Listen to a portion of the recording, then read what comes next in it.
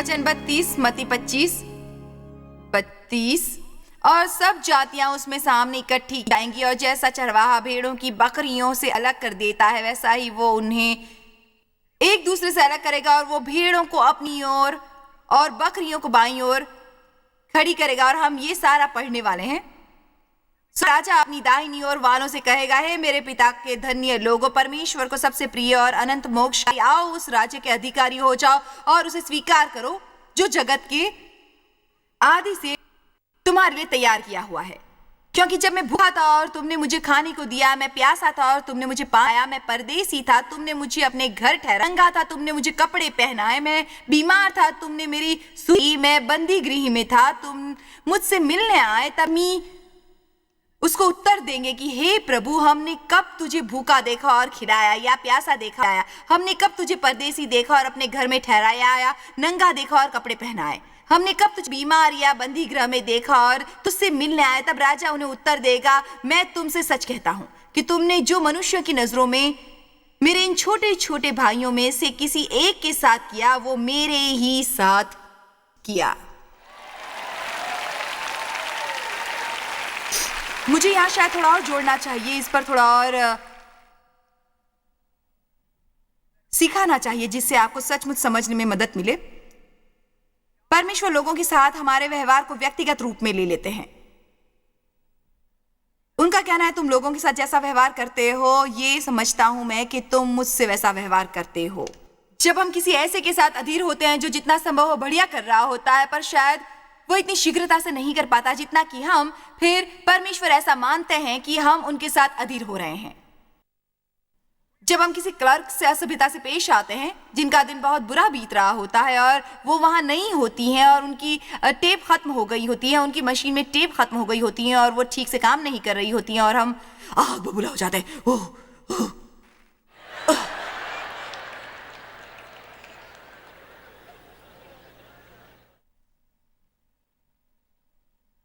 हाँ, विश्वास कीजिए, परमेश्वर मेरे साथ हैं।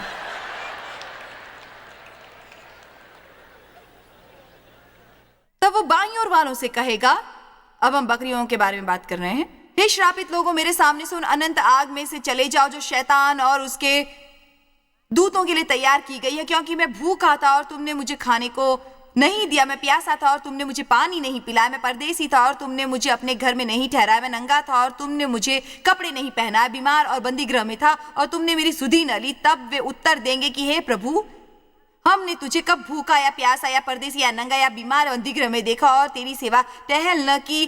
तब वे उन्हें उत्तर देगा, मैं तुमसे सच कहता हूं कि तुमने इन मनुष्यों की नजर में जो इन छोटे से छोटे में से किसी एक के साथ नहीं किया, वो मेरे साथ भी नहीं किया। हम कुछ काम करके पाप करते हैं और कुछ न करके भी। हम सही काम न करने पर भी उतने ही दोषी होते हैं जितना गलत काम करने पर होते हैं।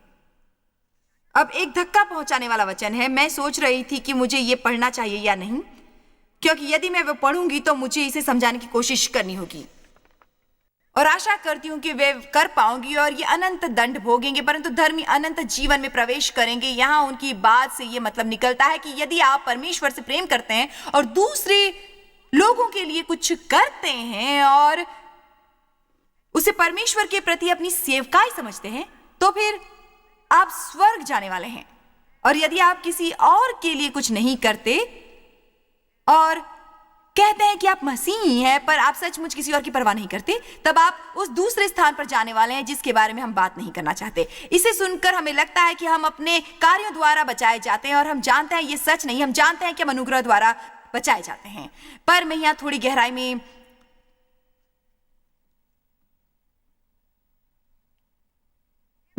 जाना चाहूंगी। यदि मसीह सचमुच आप में रहते हैं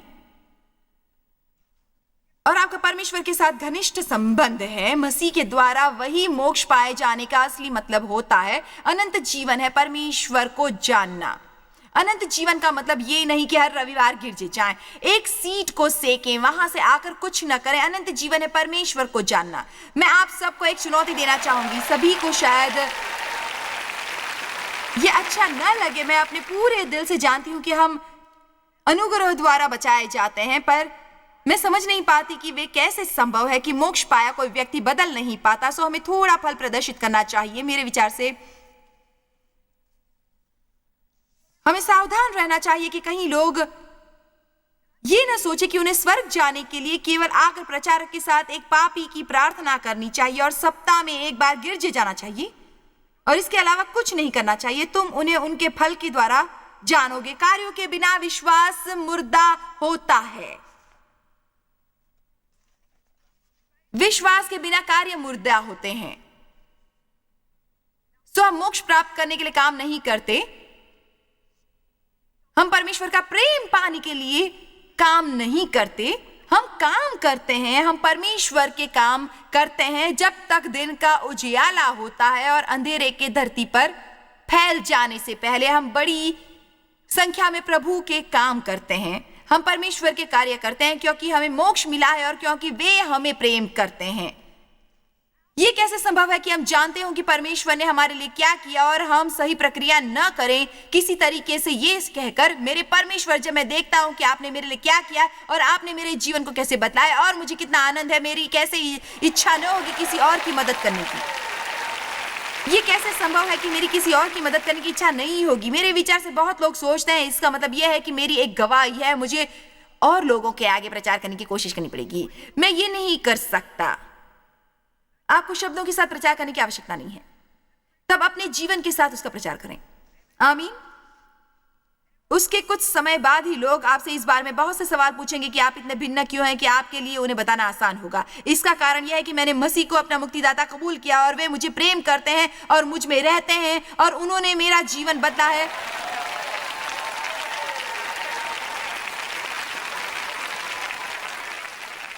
हमें कुछ और भी करना सीखना है, गिरजे जाकर घर आने के। अपने मित्रों की संगत में रहो, एक कलीसिया की तरह आराधना करो, अपने प्रचारक से बढ़िया शिक्षा पाओ, पर उसके बाद उस पर अमल करने को तैयार हो जाओ। लूका 14:16।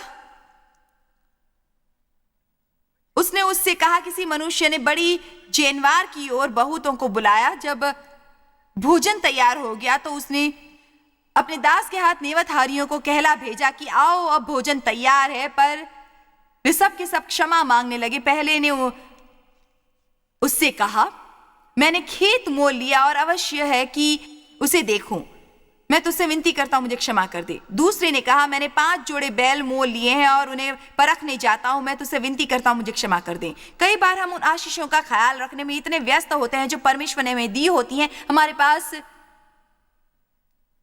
किसी और को आशीष देने का समय नहीं होता। मुझे ये प्यारा है वचन 20। एक और ने कहा, मैंने ब्याह किया है इसलिए मैं नहीं आ सकता। तो आप कहानी जानते हैं।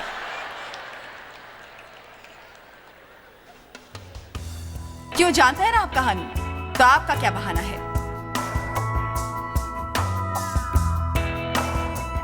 हमारे लिए बहुत आसान होता है बहाने बनाना, और मुझे परेशान न करो कि तख्ती लगाना जिसके बारे में हम बात करते आए हैं। परमेश्वर जब भी हमें कुछ करने को कहते हैं, हमें बस ये करना चाहिए, हमें ये निश्चित करना चाहिए कि हम कोई बहाने नहीं बना रहे। डेविड क्रेग ने बिल्कुल इसी तरह से अपना अधिकांश जीवन बिताया जब तक परमेश्वर ने हस्तक्षेप नहीं किया। ये गवाही देखिए, मेरे विचार से ये मदद करेगी। मेरे विचार से आरंभ में मेरा परमेश्वर के बारे में आरंभिक दृष्टिकोण था कि बड़े डरावने और जल्लाद जैसे चरित्र वाले व्यक्ति थे, और वो हमेशा तैयार रहते थे हम पर गाज गिराने के लिए, हम पर वज्र गिराने के लिए, और यदि हमने कुछ गलत किया तो हम बच नहीं सकते। परमेश्वर के बारे में इस आरंभिक दृष्टिकोण ने डेविड की सोच को बिगाड़ दिया और उसे अपने मोक्ष के बारे में उलझन होने लगी। उसकी माँ के अन्य लोगों की मदद करने के नेक इरादे ने भी उसे दूर कर दिया। वो हमेशा फोन पर बातें करती थी, हर किसी के दिन के आरंभ से लेकर दिन समाप्त होने तक वो उनकी समस्याओं के बारे में बातें करती थी। मैं कहता था, पर माँ, हमारी समस्याएं कैसे हल होंगी? ज्यों ज्यों समय बीतता गया, हमें ये पता चला कि उन्हें सचमुच बहुत विरल होने वाला, सूजन पैदा करने वाला कैंसर था। वो एक बार केमोथेरेपी करवाकर लौटी थी, और हमारे पास केवल टीवी नहीं था, हमारे यहाँ एक स्थानीय चैनल आता था, और अलावा इसके यहाँ और कोई चैनल नहीं आता था। और टीवी पर एक महिला थी जिसके बिना मेरी माँ रह नहीं पाती थी। उन्हें उस महिला को सुनना होता था हर दिन या हर बार जब वो टीवी पर आती।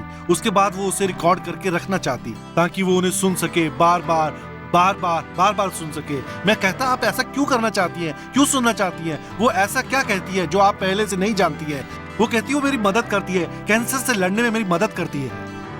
इलाज करवाते हुए 2 वर्ष होने पर डेविड की मां का देहांत हो गया। उसका क्रोध बढ़ गया और परमेश्वर और उसका विश्वास और डगमगा गया।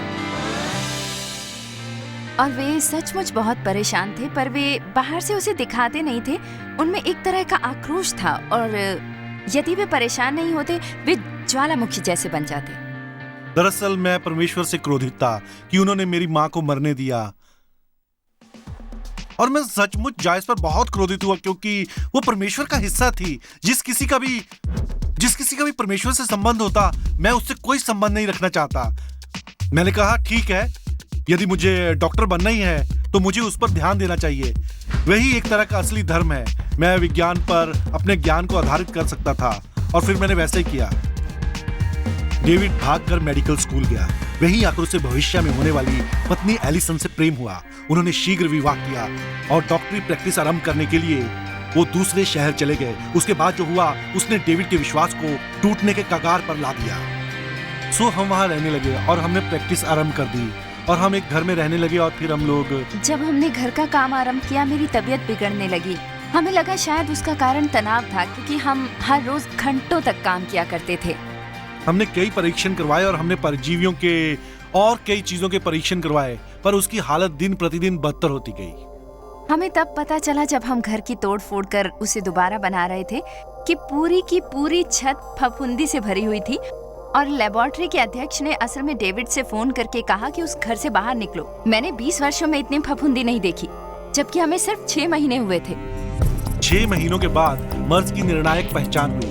एलिसन में फफूंदी का जहर फैल गया था, जो एक जानलेवा समस्या थी। उन दिनों मुझे वस्तुएं खोने के विचार से अधिक कष्ट इस बात से हुआ कि डॉक्टर बुनियादी रूप से कह रहे थे हमसे कि बस घर जाओ और वहीं जाकर मरो। अपनी पत्नी की मदद ना कर पाना मेरे लिए सबसे हताशाजनक बात थी जिसकी मैं कल्पना कर सकता था। मेरा मतलब आप जानते हैं, मेरे लिए बहुत कठिन था अपनी माँ को देखना धीरे धीरे मौत के मुंह में जाते हुए, और इसके अलावा सहन करना हर प्रकार के इलाजों को जिनसे कोई फायदा नहीं। वे अकेलापन महसूस करते थे। उसके बाद मेरे परिवार वाले उन्हें फोन करते, मेरी माँ और पिता जो कहते कि तुम उसका इलाज क्यों नहीं करते डेविड, तुम एक डॉक्टर हो। मेरे दूसरे मरीज भी थे जिन्हें इस समस्या से 1 महीने में मुक्ति मिली थी और उनके जीवन पूरी तरह बदल गए थे, पर ऐसा नहीं हो रहा था एलिसन को, जिसे मैं प्यार करता था। कोई भी चीज राहत नहीं दिला रही थी एलिसन को, डर से या डेविड को विश्वास की कमी से, जब तक टीवी पर एक जानी पहचानी आवाज नहीं गूंजी। मैं रात भर जाकर चैनल बदलती रहती, तब मुझे वो आवाज सुनने को मिलती। मुझे याद है मुझे उस आवाज से बहुत चिढ़ होती थी और मैंने सोचा चलो कम से कम ये टीवी देख रही है, कम से कम विज्ञापन देखने से तो ये अच्छा है। मैं जानता था कि एक परमेश्वर थे, पर मुझे ये विश्वास नहीं था कि वो इसकी मदद करेंगे। पर मैं उसके आड़े आने वाला नहीं था। मैंने ये तय किया धीरे धीरे वो देखने में बहुत आदी होगी और मैं ये समझ गया कि ये वही महिला थी जिसे मेरी माँ देखती थी। वो जॉयस नहीं थी, वो ये औरत या वो औरत थी, ये वही आवाज कितना थी। अच्छा होता है ये कह पाना, चाहे मेरे जीवन में कैसी भी समस्या हो, मैं परमेश्वर पर विश्वास करूंगा। वो मुझसे प्रेम करते हैं। मुझे डर में जीने की आवश्यकता नहीं है। परमेश्वर मेरी ओर है और मुझे अपनी समस्या उनके हवाले करनी चाहिए। अपनी चिंता त्याग कर आगे बढ़कर अपने जीवन का आनंद लेना चाहिए जब परमेश्वर मेरी समस्या पर काम कर रहे हैं। पहले मैं ये कहता था कि मैं किसी की सुनने वाला नहीं हूँ। मैं गिरजे में गया और वहीं बड़ा हुआ हूँ और मैं सब जानता हूँ, और हमने ऐसा भी किया है और वैसा भी किया है, और जानते हो मुझे लगता है जैसे सभी मेरे कर्जदार हैं। मैंने जितना अधिक उन्हें सुनना आरंभ किया तो मुझे महसूस होने लगा कि मैं इस बारे में गलत था, मैं उस बारे में गलत था। मुझे अपनी गलतियों का एहसास हुआ और पता है मैंने क्या कहना आरंभ किया, जानते हो? मैं इसके अलावा क्या देख रहा हूं? मैं नहीं जान पाया कि मैं गलत कह रहा था। डेविड ने परमेश्वर से भागना बंद कर दिया, बहाने बनाने छोड़ दिए, और अब उसका मसीह के साथ एक दृढ़ संबंध है। जहां तक एलिसन की बात है, वो अभी भी फफूंदी के बचे खुचे प्रभावों से निपट रही है। आज इतना फर्क है कि डेविड उसके साथ है और सत्य की ओर उसका मार्गदर्शन कर रहा है। डेविड ने बहाने बंद कर दिए और मैं आपको प्रोत्साहित करना चाहती हूँ कि आप भी वैसा कर सकते हैं। कृपया बाकी की शिक्षा का आनंद लें। उसके बाद मैं कुछ मिनटों में लौट कर आऊंगी आज के प्रोग्राम की समाप्ति करने के लिए। मत्ती 20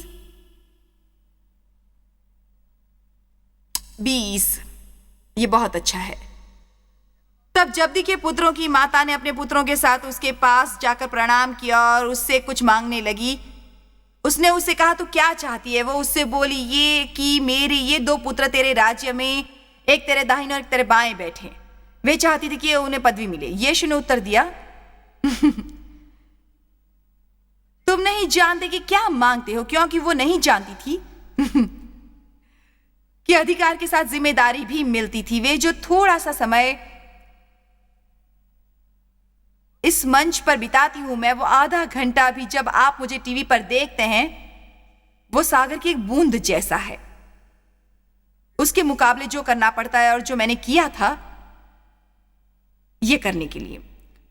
जो कटोरा मैं पीने पर हूं, क्या तुम भी पी सकते हो? क्या तुम उसका बपतिस्मा करवाने को तैयार हो जिससे मेरा बपतिस्मा हुआ है? और वो था आग का बपतिस्मा। उसने कहा, जो कटोरा मैं पीने पर हूं, क्या तुम भी पी सकते हो? तुम मेरा कटोरा तो पियोगे, पर अपने दाहिने बाएं किसी को बिठाना मेरा काम नहीं, पर जिसके लिए मेरे पिता की ओर से तैयार किया गया उन्हीं के लिए है। ये हमें लोगों के स्वभाव बताता है। ये सुनकर 10 चेले उन दोनों भाइयों पर कुद्र हुए। तुम क्या सोच कर आए हो? क्या तुम्हें अधिकार मिल जाएगा? यीशु ने उन्हें पास बुलाकर कहा, यीशु वो जानने का कारण जो वे जानते थे और वे सब जानते थे, उन पर ऐसे लोगों के साथ रहना सचमुच कठिन होता होगा। यदि आप सोचते हैं कि मोक्ष न पाए किसी संबंधी के साथ समय बिताना कठिन है, तो आपको यह करना चाहिए। मैं जानती हूं कुछ अभी से क्रिसमस के नाम से डर रहे हैं। वे अभी से सोच रहे हैं, मुझे अपना सारा दिन उन मोक्ष न पाए लोगों के साथ बिताना पड़ेगा। यीशु ने उन्हें पास बुलाकर कहा, तुम जानते हो कि अन्य जातियों के हाकिम उन पर प्रभुता करते हैं और जो बड़े हैं वे उन पर अधिकार जताते हैं। वचन 26, परंतु तुम में ऐसा न होगा, परंतु जो कोई तुम में बड़ा होना चाहे वो तुम्हारा सेवक बने, और जो तुम में प्रधान होना चाहे वो तुम्हारा दास बने। वैसे ही जैसे मनुष्य का पुत्र सेवा करवाने नहीं बल्कि सेवा करने आया था और बहुतों के लिए अपना जीवन देने। तुम्हें भी वही काम करना चाहिए। सबसे महान व्यक्ति वो है जो तैयार हो पांव धोने के लिए, किसी के भी मशहूर लोगों के पांव, ऐसे लोगों के पांव जिन्हें वो नहीं जानता, अपने परिवार के पांव।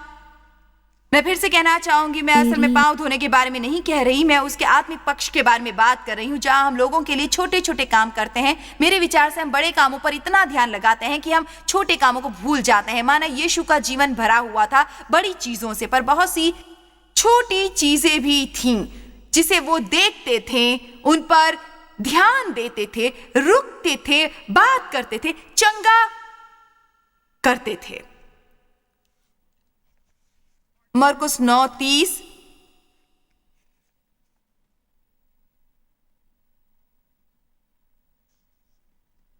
फिर वे वहां से चले और गलील में होकर जा रहे थे, और वो नहीं चाहता था कि कोई जाने, क्योंकि वो उस वक्त व्यस्त था। अब मैं चाहती हूं कि आप ये सुने, क्योंकि ये अपने चेलों को उद्देश्य देना था, इसलिए वो नहीं चाहता था कि किसी को पता चले कि वो नगर में है, क्योंकि वो जानता था उससे खलबली मच जाएगी, और वो एकांत चाहता था क्योंकि वो अपने चेलों को कुछ सिखाना चाहता था। चलिए मान लेते हैं वो ऐसी एक सभा थी जैसी हमारी ये सभा है। मैं ये नहीं कह रही कि मैं रत्ती भर भी यीशु की तरह हूं, पर आज के लिए मैं आपकी शिक्षिका हूं और मैं आपको कुछ सिखाने की कोशिश कर रही हूं।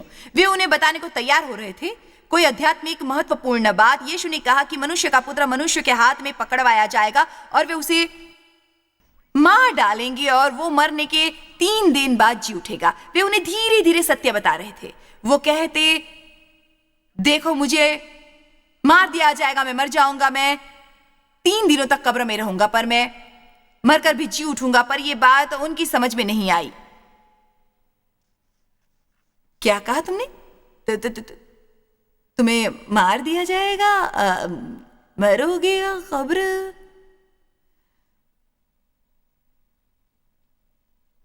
कफरनहूम में आए और घर में आकर उसने उनसे पूछा, मुझे ये प्यारा है, कि रास्ते में तुम जिस बात पर विवाद करते थे, बेशक वे पहले से जानते थे। वे चुप रहे क्योंकि मार्ग में उन्होंने आपस में यह वाद विवाद किया था कि हम में से बड़ा कौन है। प्रभु मदद करो, यीशु कह रहे थे, मैं मरने के लिए तैयार हो रहा हूं, मैं मरने के लिए तैयार हो रहा हूं, कोई मुझे मारने वाला है, मैं मरने वाला हूं, मैं 3 दिनों तक कब्र में रहने वाला हूं, मुझे नर्क जाना होगा और शैतान से नर्क और मौत की कुंजियां छीन लेनी होगी, मैं मरकर दोबारा जीवित होऊंगा। और यहां वे लोग ये बहस कर रहे थे कि उनमें कौन सबसे महान है। आप आज के संदेश के बारे में क्या करने वाले हैं? क्या आप घर जाकर सुबह तैयार होकर दोबारा गिरजे जाएंगे? मैं आशा करती हूं आप जाएं, पर मुझे यह सोचकर अच्छा लगेगा कि आप अब से लेकर तब तक इसे अमल करने के लिए कुछ करेंगे। अच्छा, अब अंतिम वचन फिलिपियो 2, मैं आपको यह समझाने का एक और मौका देने वाली हूं।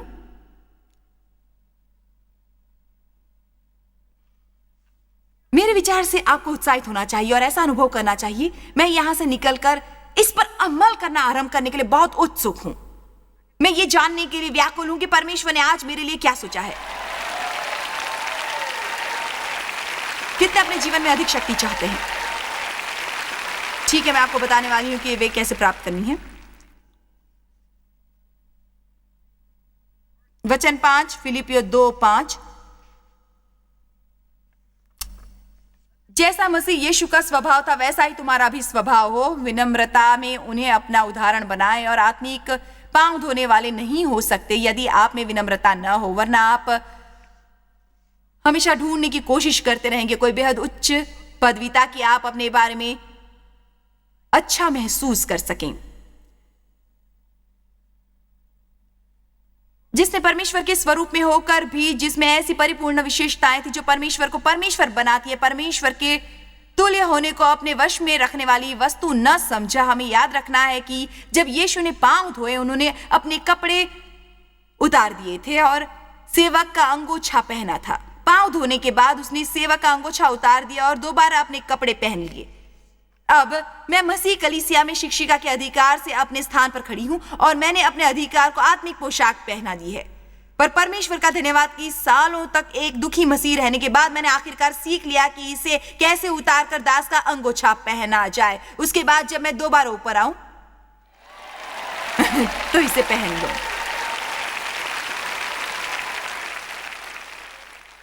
वरन अपने आप को ऐसा शून्य कर दिया, अपने सभी अधिकार और न्यायोचित मर्यादा को त्याग कर और दास का स्वरूप धारण किया। हम सोचते हैं कि दास होना एक कुर्बलता है, वो शक्ति का सबसे उच्च साधन है, स्थान है जो हम पा सकते हैं, विशेष रूप से यदि हम वे इसलिए कर रहे होते हैं क्योंकि हम जानते होते हैं मसीह कौन है और हम वो क्यों कर रहे होते हैं। बहुत बढ़िया होता है जब लोग, मैं हाल ही में कोलकाता गई थी, वहां के लोगों को कठोर मेहनत करनी पड़ती है और जीवन के हालात अच्छे नहीं होते। और ऐसा हमेशा होता है कि जब हम लोगों को ले जाते हैं तो उनमें से 2 या 3 लोग बीमार पड़ जाते हैं। हमें पता होता है कि वो बहाना हमें वैसे काम करने जाने का मूल्य देना पड़ता है। हाल ही में मुझे अपने एक प्रचारक मित्र रेस्टोरेंट में मिले और उन्होंने कहा, मैं उस तरह के काम करने के लिए आपकी सचमुच प्रशंसा करता हूं, आपको वो करने की आवश्यकता नहीं है, आपकी सेव का एक अच्छे स्तर पर है। मैंने कहा, नहीं, 1 मिनट रुकिए, मेरे लिए ये करना जरूरी है। लोग यही बात नहीं समझते। ऐसा है कि मैं शायद ये कह दूं कि मैं कहीं भी हो सकती हूं, मुझे वहां होने की जरूरत नहीं है, पर मुझे सचमुच वहां जाने की जरूरत है। हेलो, मैंने कहा कि यदि मैं वहां जाने को तैयार नहीं हूं, फिर मुझे यहां होने का कोई अधिकार नहीं है। आपको अपने गिरजे में आराधना के मार्गदर्शक होने का अधिकार नहीं यदि आप वहां जाने को तैयार नहीं है जहां आपके शहर में दुखी लोग हैं। ओह, मैं बहुत अच्छा प्रचार कर रही हूं, मुझसे सहन नहीं हो रहा। अच्छा, लगभग हो गया है। और मनुष्य के रूप में प्रकट होकर अपने आप को और दीन किया और यहां तक आज्ञाकारी रहा कि मृत्यु, हां, क्रूस की मृत्यु भी सह ली। इस कारण, क्योंकि वह इतना दीन बना, मुझे ये प्यारा है, परमेश्वर ने उसको वो नाम दिया जो सब नामों में श्रेष्ठ है, कि जो स्वर्ग में और पृथ्वी पर और जो पृथ्वी के नीचे है वे सब यीशु के नाम पर घुटना टेकें। आप चाहते हैं आपके पास शक्ति हो, जब आप उस नाम को इस्तेमाल करें तब वे काम करने आरंभ करें जो परमेश्वर आपसे करने को कहें, नियमित रूप से आपसे करने को कहें।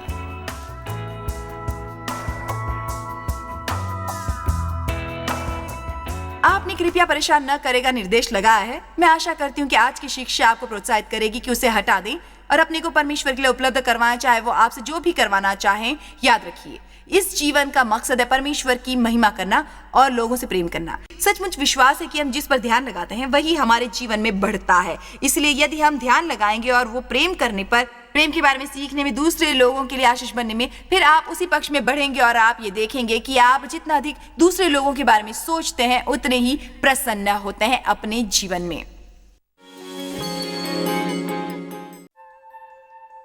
जॉय स्मायर मिनिस्ट्रीज में आप हमारे लिए कितने अहम हैं, इसका आपको अंदाजा नहीं। हम आपके आभारी हैं और हम धन्यवाद करते हैं अपने सब मित्रों और सहयोगियों का कि उन्होंने इस विश्वव्यापी सेवकाई को संभव बनाया। मिलकर हम भूखों को खिला रहे हैं, गरीबों को पहना रहे हैं और कई देशों में सुसमाचार पहुंचा रहे हैं। कृपया हमसे संपर्क करें या विजिट करें jmmindia.org पर। आज ही अपनी प्रार्थना के अनुरोध बताने के लिए, हमारे साधनों के बारे में और जानकारी और जॉयस की सभाओं का शेड्यूल जानने के लिए और हमारे सहयोगी बन जाएं दुनिया भर में मसीह का प्रेम बांटने के लिए। ये कार्यक्रम जॉय स्मायर मिनिस्ट्री के मित्रों और पार्टनर्स द्वारा प्रायोजित है।